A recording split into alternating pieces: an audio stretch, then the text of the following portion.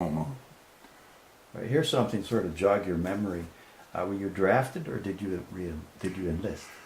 Well, in a sense, I guess I enlisted because I was at the ROTC at the University of Oklahoma, and I was there for 4 years. And at that time, at least, if you graduated and you were in ROTC, it meant that you had to serve 21 months on active duty. And when I graduated in 1952, the Korean War had just started in 1950, and at that time I was also in the Air National Guard in Oklahoma, and I had a choice of either in 1950 I had a choice of either staying in the Air National Guard or completing my education at OU and staying in the ROTC, and that's what I chose. So I was at the University of Oklahoma then until 1952, and right after that went to Fort Sill, Oklahoma as a second lieutenant. Yeah, why did you join the ROTC? The Air National Guard? Yeah. We lived very close to the base at that time, where the Air National Guard was located in Norman, Oklahoma. Norman, Oklahoma. The University of Oklahoma is located there also at Norman. And a friend of mine had joined. And it was almost like a high school thing. I was just out of high school. And I joined it, and it was, I think it was the 185th Fighter Group, P-51s. And I was just a clerk typist and working in the tool room. And basically, the only other thing I can remember about that was going off to San Antonio for summer camp one summer.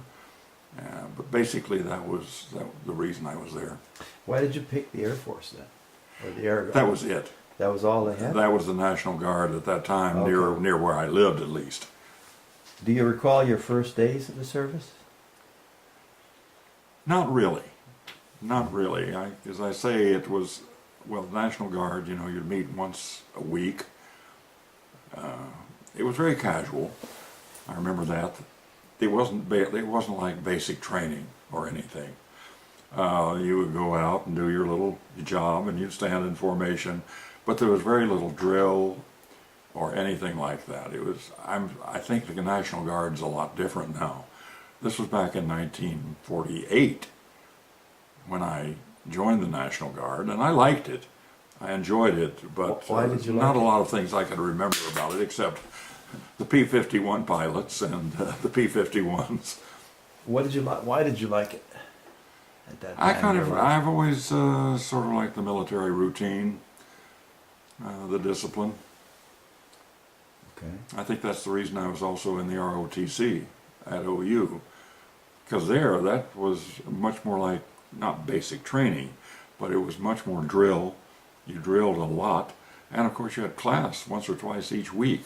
In the case of ROTC at the University of Oklahoma, it was the field artillery was the concentration. And so you were studying, a lot of classroom studying in the artillery, basically. And you would go to camp down at Fort Sill, Oklahoma every summer. Can you describe the camp you went to then? Yeah, that was like Fort Sill, Oklahoma, where I was stationed after I graduated. Hot, especially in the summer. It's a little hilly. That's where you did the shooting. Anybody who has been to Fort Sill, Oklahoma in the artillery, they recognize some of the blockhouse on Signal Mountain. Everybody understands BHSM if you talk to an artillery person that's been to Fort Sill.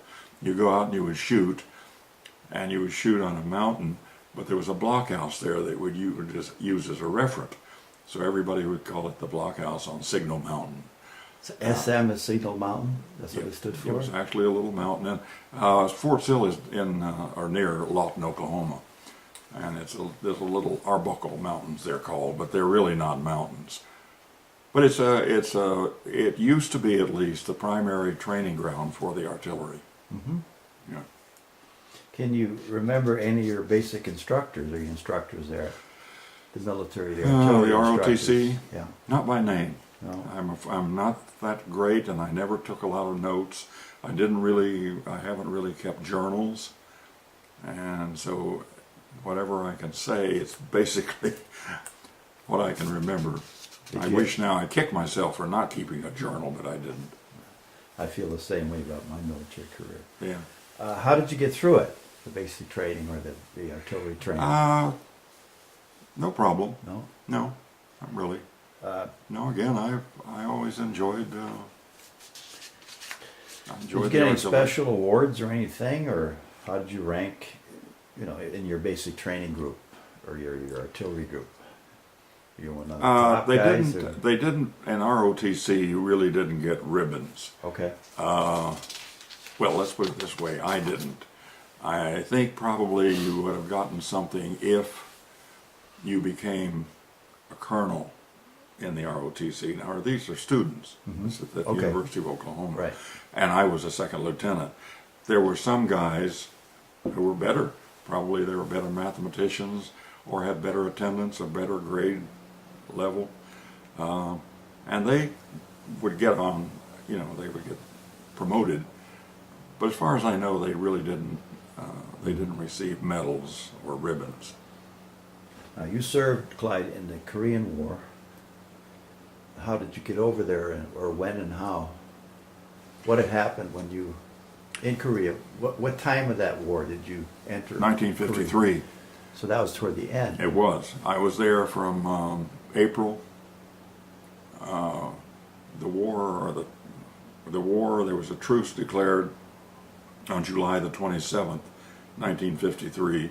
And at that time, I was given a combat promotion from second to first lieutenant. But then I stayed during, quote, peacetime, and I became an executive officer and a battery commander and in the outfit that I was in. I was in, the 176th Armored Field Artillery, and it was in support of the ROK Infantry, the Republic of Korean Infantry. And I stayed there then until the next year, and I was discharged, again, April of 54. I had spent 21 months. What was the weapon that you were weapon system that you were trained on then? The what? The weapon system that you had. The 105. 105 howitzers mounted on half tracks. Oh, okay. So it was a mobile artillery unit. Yeah. Now, where in Korea did you go? Or were you staying? Up in the north central part, Chungcheon, I believe it was called. I have some information here, and I have a picture, actually, of where the 176th was based. When I went over, there was very little movement. Most of the bases and everything were stationary, which had its good points and its bad points. Obviously, but they were all houses there. I mean, it was a regular base, a regular encampment with sandbags and all of that, but they had been there for quite a while when I joined them. As a consequence, we would get shelled occasionally, and usually that would be pretty frightening because the North Koreans knew exactly where we were. They had the coordinates, and anytime they felt like dropping some shells in, they did. So it was always, you always had to you're always a little tense and on alert that you were going to get shelled. You weren't concerned about the infantry from North Korea, but the shelling from the North Korean artillery. So how many times were you shelled? Oh, probably I was lucky. 3 or 4 times. The one I remember, of course, very vividly. We were what they call the FDC Center, the Fire Direction Center, and the officers' quarters were all in one building. Even though it was sandbagged in and everything, we got a direct hit one night, and I was standing in the officers' section. I wasn't up in the FDC, and all I felt was a sound, and my foot hurt a little. But I wasn't injured. But the young second lieutenant who had come in after me, he was killed immediately. The shrapnel just went right through it. That was that was shocking and traumatic and all of that. But when you were under fire, and you were a second lieutenant at least, but almost all of the officers you had to go out and walk around the guns. You had to go outside with the men. Right. And there were times they were pretty hairy. You found out that you didn't like to stand up too much. But the one incident, of course, I remember. Well, someone was very killed. well. Were Yes. there any other casualties in their group? No, not as far as I know. Just that one I think I would have lieutenant. known, but he was. They may have even had the FDC centered the North Koreans. They may have not accidentally dropped that shell in because, you can be that good with artillery if you've got the right coordinates. Well, I'm surprised they weren't better at it. I am too. I don't think they wanted to waste the ammunition or spend the money, frankly. I got the feeling, see, they were in a truce talks Okay. at Panmunjom. And I think they did it because they didn't have anything better to do. Because at the end, when the infantry started attacking, and of course the Korean artillery supporting them, then of course it was constant. That's when we, quote, had to leave our base. And that was in July. And it didn't take long after that. We had to go to another base, another camp. And there was a lot of firing and stuff, but as far as I can remember, no one was particularly injured because we headed south.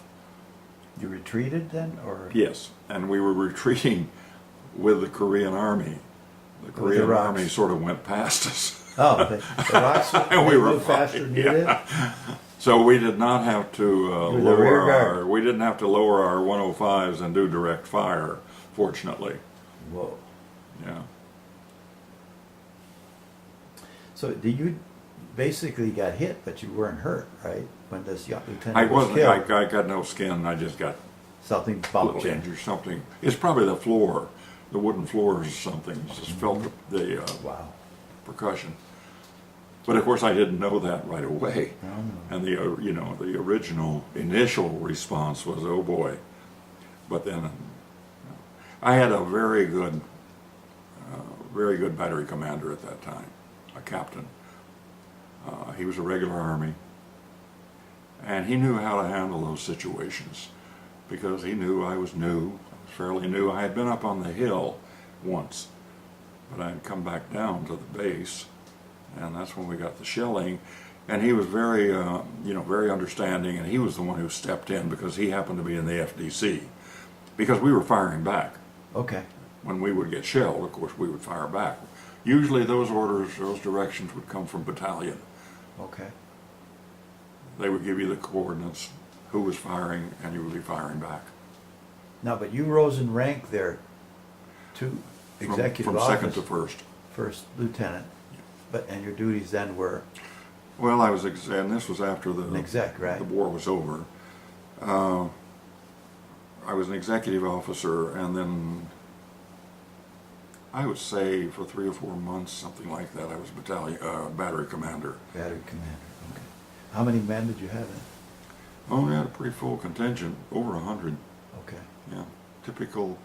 A battery is similar to an infantry company in the number of people you have. What was your most memorable experience during this time? I think I just told You got out of there? well, yes. Any special memories? Really? Well, when I was promoted, the 27th, the day the truce ended, that's the date that everybody understands about Korea. They know the exact day when it started in 1950, and they know when the truce was declared was July the 27th, 1953. And we had already bugged out, or retreated, the nicer word, to another camp and set up camp there. And it was at night, I remember, and the battery commander came in. I may have even been the battalion commander, but I think it was the battery commander. Came in, and I was just there, and he said, "Well, I've got something for you. You've been promoted because you've been in the combat zone long enough." To that day, it was really interesting that we can promote you to first lieutenant as a combat promotion. Combat promotion. Yeah. Wow. That and, well, the other things I've mentioned. And some of the experiences on the hill, because you're alone there, and just walking up on the hill, you're going up with South Korean chogis. They would help carry the water and the food and stuff up with you. But you would go up on the hill, and there's a sandbag place there with an aperture, and you've got binoculars, and you sit there and look out the aperture at North Korea. Because we were far enough north that we could look right over into North Korea. And you could listen to some of their music. They would play things, you know, or make, you know, noises, insult America, stuff like that. They knew you were there, and they were Yeah. yell at you. Oh, sure. Do something. Oh, sure. Sure. Like, terrorize you. Yeah. Sure. Yeah. And it wasn't as frightening, though, because I was actually never shelled as a forward observer in that bunkhouse. Right. Well, what does it feel like when you're in the target? You're sitting there. You know that they can. Any time they can shoot blast. at you. Yeah. Well, you just get used to it, and you're in communication, of course, with the unit Right. in the back. And one time I remember there was a bombing call, though, on the North Koreans, and that's kind of spooky because I was close enough to the MLR, the main line of resistance there, that they could make a mistake and be bombing friendlies, and that was a little spooky. One time they did drop some bombs on the hill kind of behind me, and that was, I think, more frightening. The friendly fire. Yeah. Well, that happens every war. Oh, yeah. Life in the service. These questions are more about your life in the military, at the front or under fire. How did you stay in touch with your family during this time? I wasn't married, and my dad had died. In fact, he died just before I graduated from OU, and my mother had moved to California and was working in an aircraft company. And so it was mostly my mother and I writing letters back and forth. Not much of that. Very little. What was mail call like at their unit? Oh, it was interesting, although I never expected to receive anything much, so I wasn't that. Some of the guys, of course, who had big families or they were married, it was a big deal. For me, it was not. The big deal for me was getting stuff in at the PX. You know. That's one of the questions here. What was the food like there? Very good. It was? And we had an excellent, outstanding chef. Yeah? Mess sergeant. In fact, he was so popular that they would come, the battalion commander would come over sometimes for breakfast because he made delicious sweet rolls. And well, you know how the service is. The food is so important. Absolutely. Did you have enough supplies? Any limits on? Not that I remember. Okay. And how did you deal with the stress? Being targeted and shelled and. Well, after the truce came, of course, maybe we should have been under stress, but there was a general feeling that the North Koreans were not going to break the truce and attack again. Whether that was a mistake or not, I don't know, but they didn't.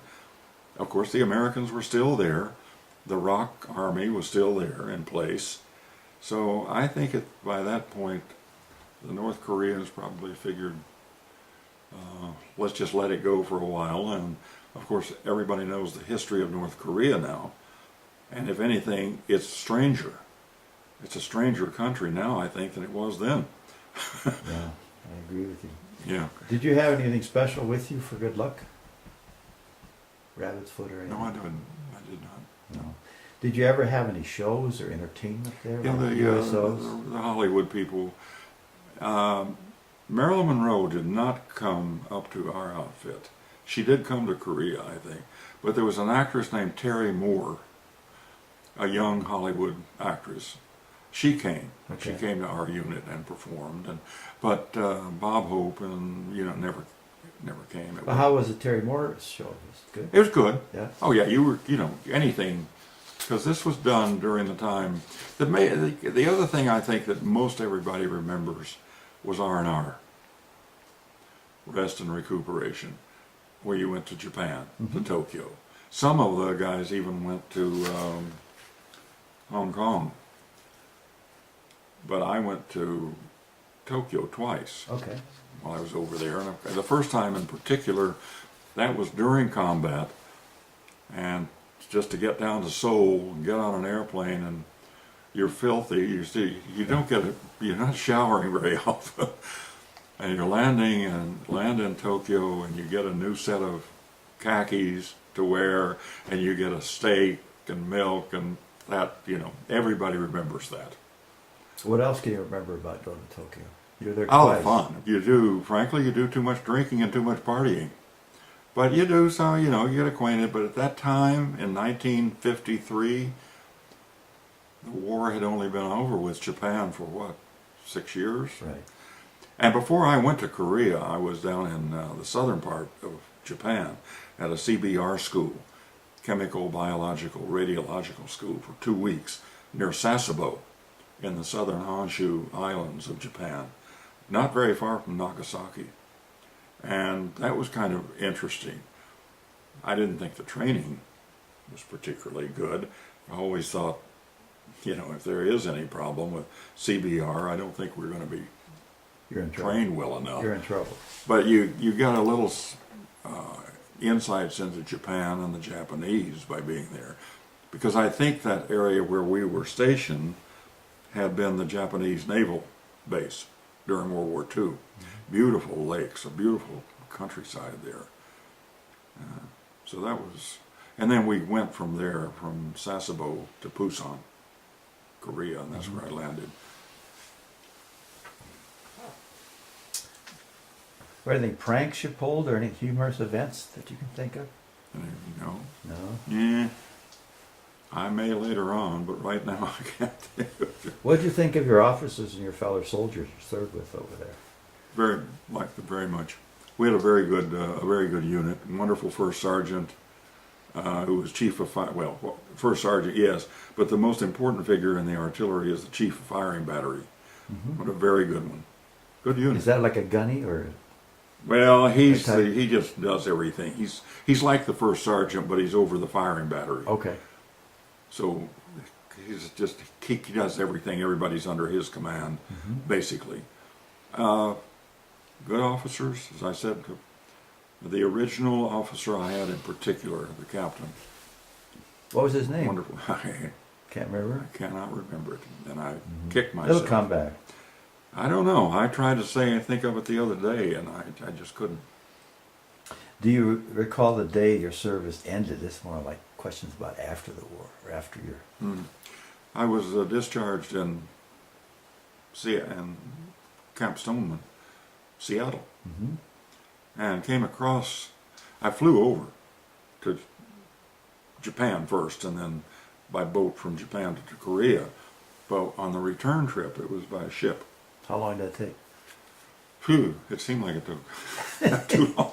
I'm sure it was about a week. Once you're going across the Pacific Ocean from Korea to Seattle, Washington, so it was a long time. But that was a good trip. There was no problems. Good food, of course, and I didn't get seasick. I had a good roommate. We could talk about some things, And Yeah, you were an officer also. Well, yeah, we had Any special treatment? Well, yeah, I guess so. I had a place with one other officer coming back on the ship. Yeah. But I don't think we received anything special as far as food's concerned, anything particular. What did you do when you first came back? When you were out? Process. I went back to my mother was in Oklahoma, in California, living there then, and so I decided to stay in California, and I got a job through a relative as a page boy at NBC television then and radio, and I enrolled at UCLA to work on my master's degree because my undergraduate degree at Oklahoma had been in theater. Okay. I got a Bachelor of Fine Arts there, and I wanted to continue with my theater training, and so I enrolled at UCLA. But the whole fascinating thing about that was working at NBC, because I worked the Dinah Shore show, the Jimmy Durante show. I would go over sometimes at 6 o'clock in the morning and work the artist entrance, and I saw everybody who was anybody would come through the artist entrance. What was your job there? I was to let them in, Oh, you're check them off, and sometimes to escort them back to a studio.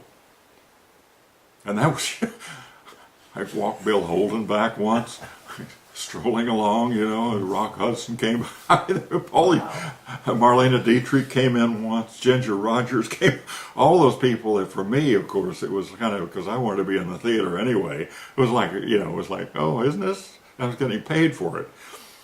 But then I would go from my morning job over to UCLA in Westwood, because the morning job was at Sunset Boulevard. That's where NBC was located at that time. So that was, and then, well, I stayed at UCLA for a semester and then decided to go to New York and do the real thing, so to speak. Stop being a student and try to be an actor or work in the theater. How did that work? So-so. It worked out eventually, but I eventually went back for a doctorate at the University of Wisconsin because I was married. My wife and I had one child, and we were living in Forest in Queens. And I was getting a master's degree at New York University. I finished that up, and I was given a teaching assistant job at the University of Wisconsin. In Madison? Yeah. Okay. And we had the GI Bill, Yeah. okay, which really did help. And I spent the next 3 years until 1962, 63 at Madison, working on the doctorate. And then I became gainfully employed finally. And what was that? After all of that, What I got was a that? job at a college near Cambridge, in Cambridge, Massachusetts, Lesley College, not Harvard, but Lesley College. And I taught there for about 3 years. And then I ran a summer theater in Canton, Connecticut with a friend of mine called the Canton Show Shop, right over in Canton. And one of the vice presidents at Central Connecticut State University, was Central Connecticut State College then. This is back in '63. Had talked to somebody, and they were looking for somebody to head their theater department at Central. They were going to open a new theater department. They wanted a chair. Well, I was finishing up the doctorate, which is the union card in the academic world, at least at a certain point. And he talked to me and said, would you like to do it? And I said yes, because it was going to be a regular theater department. And that's when I went to Central in 1966, actually. And I was there until '78. Wow. And and then I went to another university in Nebraska and one State University of New York and in Brockport, New York. And I really basically finished up my academic. What were you teaching then? Mostly arts? theater. Theater arts? Yeah. Or- Wow. Acting, directing, so forth. What other veterans organization have you belonged to? I haven't, because in all of this I've neglected, of course, to say when I joined the Horse Guard. That was in 1966. And my wife and I were living in West Hartford. And she was the one who saw an listing for recruits in the newspaper and thought, that might be a good thing for me, because I was, very busy then, just getting started at Central. And she knew I liked horses, and I was raised on a farm way back. So she called Kandarian, Colonel Kandarian. He was the commandant at that time. And she said, well, my husband is 35, 36 years old, whatever. Is he too old? Candy, of course, laughed and said, he was about close to 50 then. Yeah. And so I went over and went through the recruit class, the 16-week recruit class, and became a member of the Horse Guard, and was a member until 1978, when I left Central and went to the University of Nebraska. And then you came back to it. And came back in '89, I was basically retired then, and got back on. They asked me if I would like to be on the staff. I said, okay. So I've been on the staff ever since, but I'm not doing as much. What do you like about the Horse Guard? Oh, I think it all boils down to the horses and the camaraderie. I mean, what else, in a sense, what else can it be, except for people who have been in the military? I think the Horse Guard is an important aspect of that. I mean, they have brought some of that experience to the Horse Guard. And I think it's been helpful, at least for me. On the other hand, I have no problem for people who are in the Horse Guard who haven't had any military, because they get good training. They get a good military training there, and if they like the horses and they like to be in a voluntary organization, then that's the main thing. They're not going to make any money. No, we know that.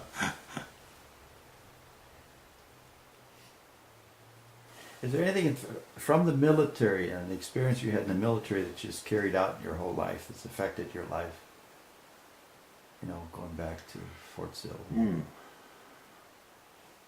This is sort of how the military has affected your life. Well, I think it affected my life. I was an officer in the military, which in a way is good, at least was for me, because I was in a situation where I had to take some responsibility and had to try at least and relate to people in a certain way, because if you don't relate to the soldiers in the proper way, you find out it's very difficult. So I think I did a pretty good job at that, and I think I was pretty laid back about it. I don't think I was ever too, what they call, chicken. But I also was, disciplined. But I discovered that most people who are in the Army, that's sort of a given. I mean, if they're going to fight that, they probably shouldn't be. It's an unhappy experience for certain types of people. Yeah, they won't survive. That's the other thing about officers, of course, and I know it happened in some. I don't remember any specific incidents in Korea, but I know I've read about officers who were shot or injured or whatever by their own soldiers, and I imagine that still goes on. But that has been. I kind of missed that. But I had some of it in the Horse Guard because I became an officer in the Horse Guard. So I was an officer for 3 or 4 years in the riding platoon, and I liked that. But I'm also just liked being squad leader, sergeant. I guess I like something that's related to a little bit of leadership, a little bit of responsibility.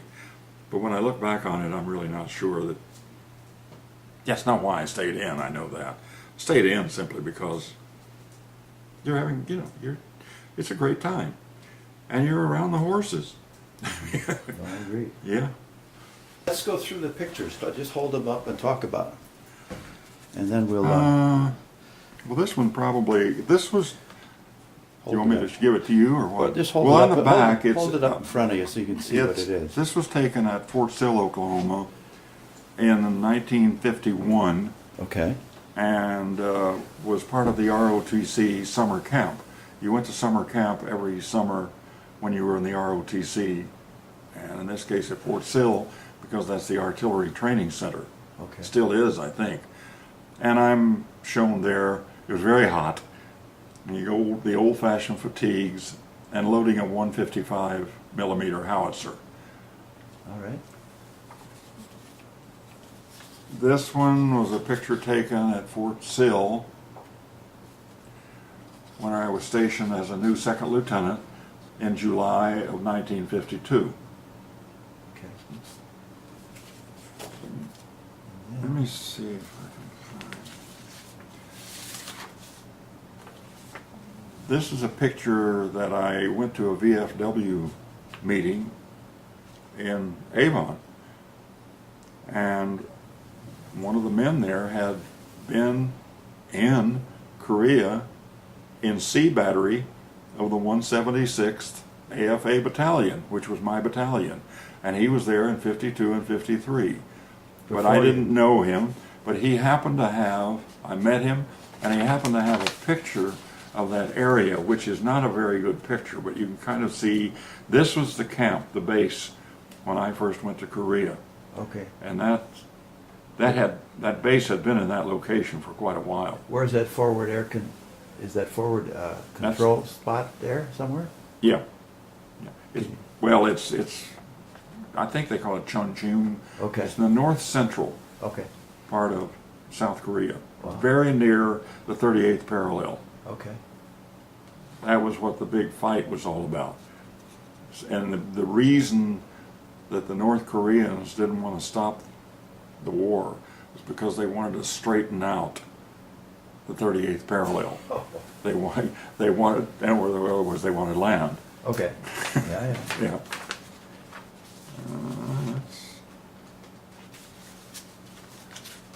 This is, let me see. You still have the mic around you somewhere? Oh, it's still on. Okay. Okay. Good. Didn't see it. Okay. Let me see. I do have one thing here that might be of interest. I got a few ribbons, of course, like everybody, but the ribbon I'm most proud of is the Distinguished Unit Citation. Mm-hmm. It's a blue Okay. ribbon that I wear. And that was given, well, I have to read the whole thing, but it was given for the period when we had to move out. Okay. Toward the end. It's dated the 25th of July, 1953. And I've got a little note here that I was promoted to first lieutenant on the 27th. But it was during that period that we had to fight back. We had to move south, but we were also shooting because we were in a retreating and firing back. firing back. Yeah. And we did hit. I believe one of our half tracks did get hit by an artillery shell. Okay. And burned. I can sort of visualize that. But everything was happening so quickly that I really don't, and then of course later on we set up a more or less permanent base in Korea. What kind of artillery did the North Koreans have? I don't know. I think it was something similar to ours though. Yeah. Probably Russian. Right. Or Soviet Union Chinese. at that time. Or it could have been Chinese. Yes. Either one of them.